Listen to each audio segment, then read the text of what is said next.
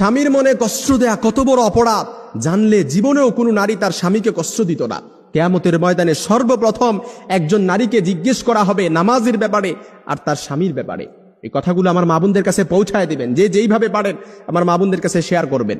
আম্মা জান আয়েশা রাদিয়াল্লাহু তাআলা আনহা বলেন, ইয়া মাশারান নিসা, হে নারী সম্প্রদায়, লাউ তাআলামনা হাক্কা আজওয়াজিকুন্না আলাইকুন্না, তোমরা যদি জানতে তোমাদের কতটা দায়িত্ব স্বামীদের উপর, লাজালাতিল মারআতু মিনকুন্না তামসাহুল গুবার আন কদামাই যাওজিহা বিখাদ্দি ওয়াজহিহা।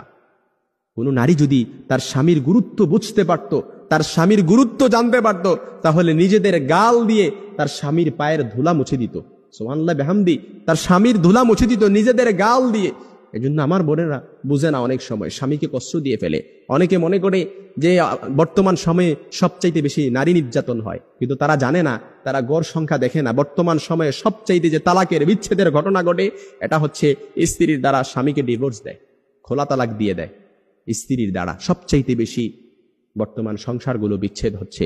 এই জন্য আমার মা বোনেরা, আল্লাহ নবী সাল্লাল্লাহু আলাইহি সাল্লাম আরো বলেন, কোন স্ত্রী যখন, কোন নারী যখন তার স্বামীকে কষ্ট দেয়, তখন জান্নাতে হুরেরা সাথে সাথে বলে, তুমি কেন আমার স্বামীকে কষ্ট দিচ্ছ, কেন আমার স্বামীকে কষ্ট দিচ্ছ? কাতালা কিল্লা, আল্লাহ তোরে ধ্বংস করুক, আল্লাহ তোরে ধ্বংস করুক। কেননা জান্নাতে হুরেরা কেন এটা বলেন? তারা বলতে থাকে, এটা যেমন তোমার স্বামী, ঠিক তেমনি এটা আমারও স্বামী। সে মরতে দেরি, জান্নাতে আসতে দেরি, আল্লাহ তাআলা তার জন্য আমাদেরকে অবধারিত করতে দেরি করবে না।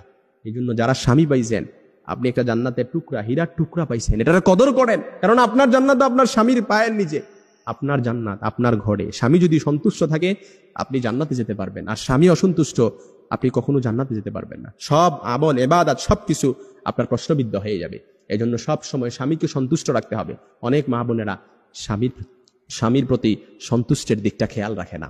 না, অবশ্যই আপনাকে এই দিকটা খেয়াল রাখতে হবে। কারণ যে স্ত্রীর প্রতি তার স্বামী অসন্তুষ্ট থাকে, কিয়ামতের ময়দানে ওই নারীর দিকে আল্লাহ তাআলা ফিরেও তাকাবে না, তাকে পরিশুদ্ধও করবে না, রহমতের নজর দিয়ে তার দিকে তাকাবেও না। এই জন্য আমার মা বোনদের কাছে মেসেজটা পৌঁছায় দিবেন, যে যেইভাবে পারেন তাদের কাছে শেয়ার করে দিবেন।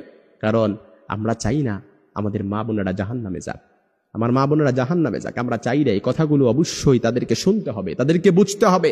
যারা না স্বামী পেয়েছে তারা একটা হীরার টুকরা পেয়েছে। যারা স্বামী পেয়েছে এটার কদর যদি তারা বুঝতে পারত, নিজেদের গাল দিয়ে স্বামীর পায়ের ধুলা মুছে দিত। সুবহানাল্লাহ বিহামদি। সব সময় নারীদেরকে নারী নির্যাতন শুনে আসছি, কিন্তু পুরুষ নির্যাতন যে ঘরে ঘরে হচ্ছে এটা আমরা জানি না। কথাগুলো দেখবেন অনেকের কমন পড়ে গেছে, অনেকের অহরহ এমন হচ্ছে, কিন্তু লজ্জায় বলতে পারেন না, লজ্জায় মুখ লোকান, কাউকে জিজ্ঞেস করতে পারেন না। কিন্তু আজকের কথাগুলো এটাই দেখবেন অনেকের কমন পড়ে গেছে। আল্লাহ তাআলা আমাদের সকল নারীদেরকে স্বামীর খিদমত করার, স্বামীর গুরুত্ব বুঝার সেই সমাজ দান করুন।